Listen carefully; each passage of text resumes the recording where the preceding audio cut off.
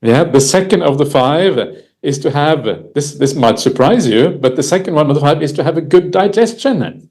I don't know if you have a good digestion. Hopefully you do, because it's a hassle not to have a good digestion. But this is what it says in the sutta, as it talks about having a digestion that is not too cold and not too hot. So what does that mean? It means that your digestion is good. It does, you don't have kind of all kind of problems, tummy problems, and all of these kind of things, but your digestion is quite nice. And this is very important in monastic life, because in monastic life, very often you eat maybe 1 meal a day or 2 meals a day. You don't eat anything in the afternoon.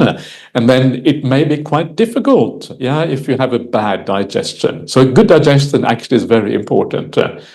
So how can we think about this? And the way that I think about this is a reminder of how uncertain things can be in life.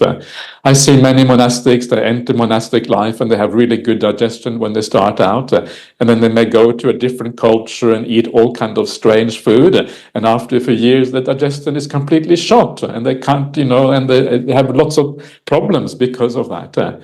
And to me, it's a reminder of impermanence in general, unreliability of our bodies, unreliability of the world around us. And that impermanence, that unreliability can be an incredibly big blockage to the spiritual practice. When suddenly look at the wars that are happening around the world. We don't know what's going to happen around the corner. It is so uncertain, whether it's our bodies, in our families, in the world at large. Suddenly, the conditions for spiritual practice are far worse. Suddenly it becomes impossible. And the suttas actually talk about this. They talk about times of war, times of famine, times of all kind of upheavals in society. These are not the times for spiritual practice. Why? Because the society is in turmoil. No one has time to look after the mind, develop the mind. And so remember this. Remember the uncertainty of things in the world. And now is the opportunity. Never waste the chance to be kind. Now is the opportunity to be kind. Now is the opportunity to have compassion for the world. Now is the opportunity to do a little bit of meditation practice. Who knows what is going to come tomorrow? And this, to me, is the takeaway from this idea of having a good digestion, is the reminder of the uncertainties in the world. Tomorrow your digestion might be bad and it's going to make it miserable if you try to meditate at that time. Tomorrow anything else can go wrong. Someone in your family might die, and if someone in your family dies, you may grieve and it may become incredibly sad, and that is going to be really, really detrimental and make it difficult in your spiritual life. So don't take things for granted. This is really what this is about. Then we have the third factor of these factors for striving. And the third factor, and this is the one which I thought was particularly interesting, and is really what I wanted to talk about today. And this factor is called, in Pali, it is called asatta and ammayavi. And asatta means not to be deceptive, and ammayavi literally means not to be tricky, not to be a trickster. Maya in Pali often means like magic, and so magicians, they are called mayavis, but in this context it doesn't mean that we are magicians. It just means that we are tricksters. We are kind of not really showing ourselves to the world, to the way that we actually are inside. We have a kind of superficial way of being, and then our inner life is often quite different. And this is very, very common in the world. That one way is how we are on the surface, and we may look very happy on the surface, but when we are honest about ourselves, actually we're not all that happy after all. We are very kind of funny and good in company, and we are kind of very good at dealing with social situations. Actually, a lot of people are not, maybe not so many here because we're all meditators. Maybe we kind of recoil a bit from that, but some people are like that. And I know lots of people like that who are very outwardly very successful, outwardly very funny and very nice, but inwardly miserable. Yeah, there's a very disconnect between what they actually are and between how they kind of portray themselves to the world.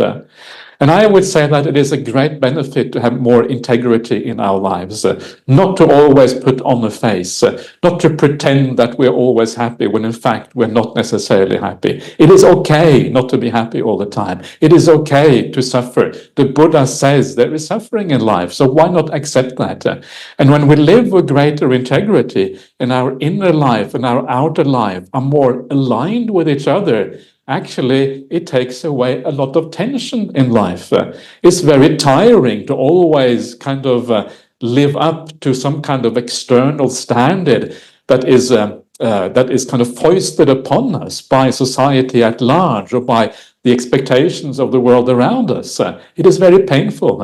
And having more integrity, having more self-acceptance, and showing your real self to the world, actually, I think that can be very useful. Not to be fake, but to actually be realistic about what life is like. And when we are like that, when we are more realistic and we are more real and we live with greater integrity, it also allows other people to also live with greater integrity. Because if we live kind of fake lives, then other people feel they too have to live fake lives, right? Because they have to keep up with the Joneses, as they say. Yeah, and keeping up with the Joneses is stupid. We don't want to keep up with the Joneses. We want to keep up with the Buddhas. The Buddhas are much more important than the Joneses. So forget about the Joneses. We want to go for the Buddhas instead. So keep up with the Buddhas. And keeping up with the Buddhas means to be more honest about who you are. Yeah, and just having greater integrity in your life. And when you have that integrity and when you show yourself for who you are, it is also easier for your teachers to support you.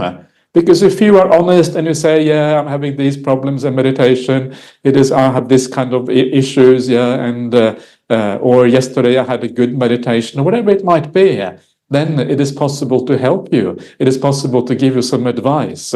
Then when you go to the Buddha's teachings, you will see, oh yeah, these teachings apply to me. And then there is some hope for making progress on that basis because you have that integrity within you. You're not deceiving the world. But so that is about having integrity in one's life. But an even more problematic kind of deception that I was mentioning very briefly at the beginning, that is the self-deception that we sometimes have, where we're not really honest with ourselves as to what our problems are. And one of the really difficulties things on the spiritual path is to have that degree of self-honesty. If we are too proud to really be honest about who we are, if our ego is too fragile to be able to deal with the problems in our life and accept that we are not perfect, the ego is a terrible thing. The ego gets in the way of all kinds of things. The ego doesn't want to see you as you actually are because that kind of destroys your self-image. As you lie to yourself, you don't tell yourself the truth about what are your real problems. Please don't do that, because if you do that, you're putting in place a major, major obstacle on the Buddhist path. To be able to evolve, to be able to deal with the issues that are actually there, you have to have that degree of self-honesty. And sometimes it is brutal. Sometimes it is really hard to have that self-honesty. And sometimes your ego will not be very happy with it.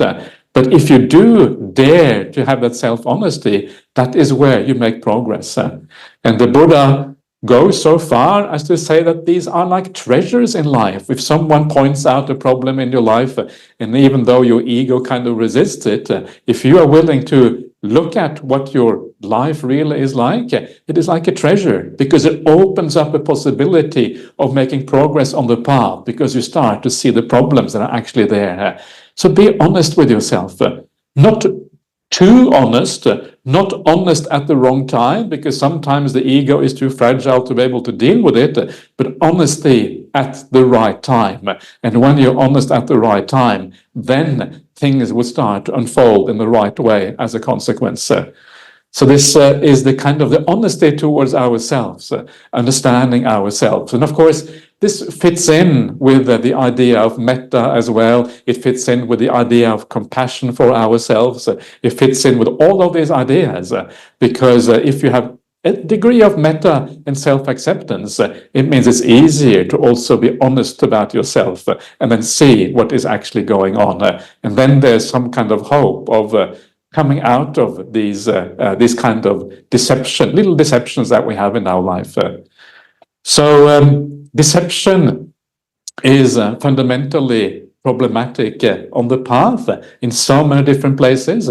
One of the very important things that we are trying on the Buddhist path is to discover the truth. And of course, deception is the exact opposite of truth.